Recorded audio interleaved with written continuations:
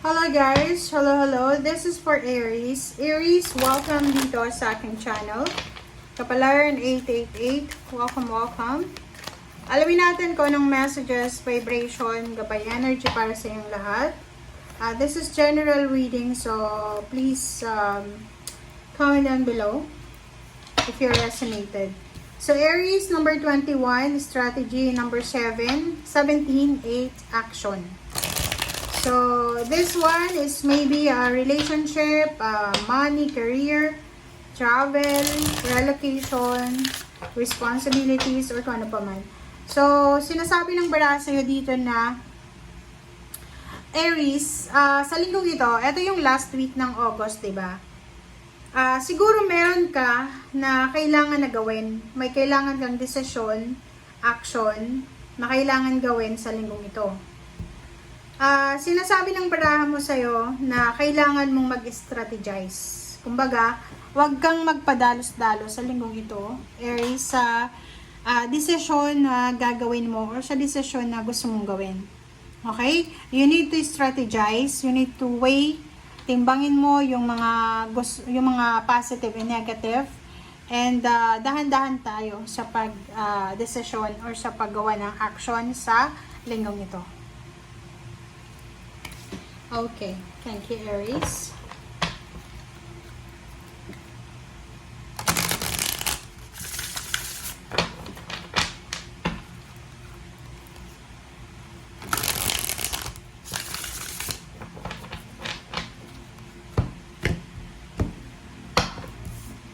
Alright, so, first card natin, 4 of Cups, 7 of Cups, 9 of Cups. This is emotion. Puro lang siya emotion, Aries.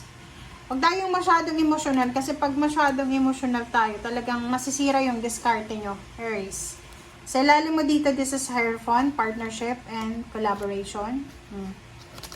Parang nakikita ko siya dito, may mga Aries na maybe you're in a relationship, maybe you're married, and masyado ka nang nabibigatan sa mga obligations mo. Mayroon dito na posibleng like your Aries but mayroong third party. Hindi ko alam, ikaw ba ang may third party or yung person mo? Mayroon ditong Aries na sobrang pagod na sa kanyang obligations, duties and responsibilities. Pagod na ang Aries na to na hanapin yung kaligayahan. Yung parang pagod ka na balansehin. Diba? Like sa relationship, parang sobrang pagod ka nang i-work out yung relationship nyo. Okay, comment down below if you resonated. 4 of Cups, sinasabi ng 4 of Cups na to, Aries, na maybe ikaw yan. Maybe mayroon ka na natuklasan about sa relationship mo kasi mayroon ditong death card. So, yun, possible na may natuklasan ka na hindi maganda tungkol sa asawa mo, sa boyfriend, girlfriend, sa live-in partner. And you're waiting for apology. You're waiting na mag-apologize sa'yo yung karelasyon mo or kung sino man itong taong to na nagkasala sa'yo. But, until now, this week, you're still waiting. Okay? You're still waiting Kasi, ang nakikita natin dito, may mga Aries na nakadepende ka sa relationship mo. Ang Aries kasi, sobrang silang faithful. Faithful sila. And hindi sila yung klase ng tao na pag inasawa ka nila, mayroon pa silang iba. Okay? Kasi may mga ganon, may mga Aries din na parang nawawala sila, na-fall out of love, pero tinatry talaga nila, wino-workout talaga nila. So, eto sa 4 of Cups mo, sinasabi ng baraha na deserve mo na deserve mo na magpatawad kung may hihingi ng tawad. Pero dito sa barahang to, nakikita ko na you're super sad. Hindi ka masaya, hindi ka kontento, hindi ka satisfied sa kung ano man ang nangyayari sa'yo sa ngayon. And, nandito yung 7 of Cups and 9 of Cups. Sinasabi plus 10 of Cups na you have the chance, you have the choice, you have the chance, you have the option para maging maligaya, para maging masaya, para matapos na kung ano man yan na mga pain and heartaches na meron ka. Okay, so kung makikita mo dito, halimbawa, mga Aries na nakaranas kayo ng broken family, heartaches, nakipaghiwalay sa'yo, iniwanan ka because of third party. May mga Aries na nakaranas ng like yun, emotional problems or anything. Na dito sinasabi ng baraha sa'yo na possible na matapos na yan. Pwedeng maybe 5 months ago or 9 months ago, naging sobrang painful yung emotion mo. And now, sinasabi ng baraha, huwag tayong masyadong magpadalos-dalos talaga.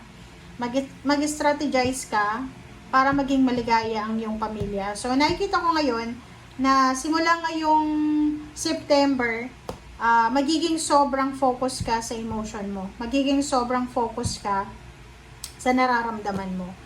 Which is, maganda naman kasi alam natin na kung ano yung nararamdaman natin, 'di ba? But maging careful ka rin kasi minsan sa sobrang pag-iisip natin about sa emotion natin, nagiging parang paranoid na tayo or yung parang nawawala na tayo ng direksyon na pwedeng gumawa tayo ng desisyon na hindi natin masyadong pinag-iisipan. Kaya dito, 'di ba, sabi sa iyo, mag-strategize ka daw. Okay? Hanapin mo yung halimbawa, yung relationship mo hindi nag-workout sa ganitong sitwasyon, bago ka magplanong makipaghiwalay or makipagbalikan, mag-strategize ka muna. Diba?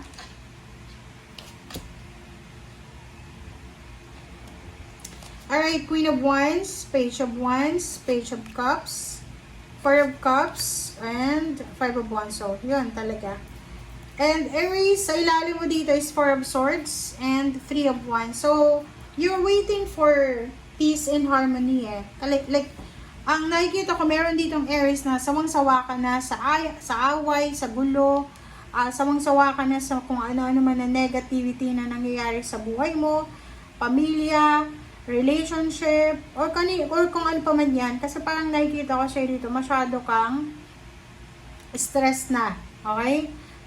Masyado ka ng stress. Okay?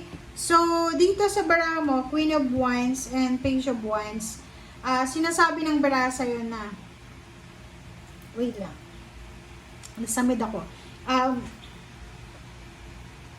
Kailangan mo na mag-strategize talaga. Okay, if for example, na yung focus mo is all about freedom. Yeah, yung parang ang focus natin is yung free tayo na gumalaw. Free makapag-isip, free ma-in love, free makapagtrabaho or kano pa man. Sinasabi ng baraha sa'yo dito na yun yung dapat mong gawin. Yun yung dapat mong bigyan ng pansin. Kasi minsan may mga relationship tayo na sobrang toxic. Pero since nakadepende na tayo dun sa relationship na yun, nagtitiis na lang tayo. So sa'yo, sinasabi ng baraha, you need to free yourself. Palayain mo yung sarili mo, Aries, sa kung ano man na stagnation, entrapment, mga panluloko na yan na pwedeng tawag dyan, ginagawa sa'yo. Four of Cups and Page of Cups and Five of Wands. Sinasabi ng baraha sa'yo na yun, umiwas ka, Aries, sa gulo, umiwas ka sa tukso ng pakikipag-away, umiwas ka sa pakikipag-diskusyon. Okay lang na ma-misinterpret, okay lang na marami silang mga hindi maintindihan sa buhay mo as long as na wala ka sa parang walang kompromiso. Okay? So, sinasabi ng baraha sa'yo na nakadepende yung sa'yo, Aries, ha? You have to strategize kung paano mo maayos yung mga miscommunication, kung paano mo maayos yung gulo, yung commitment mo, competition, and yung pakiramdam mo. Kasi minsan, alam mo ba, yung Aries, minsan nadidepress sila. Nadidepress, may anxiety.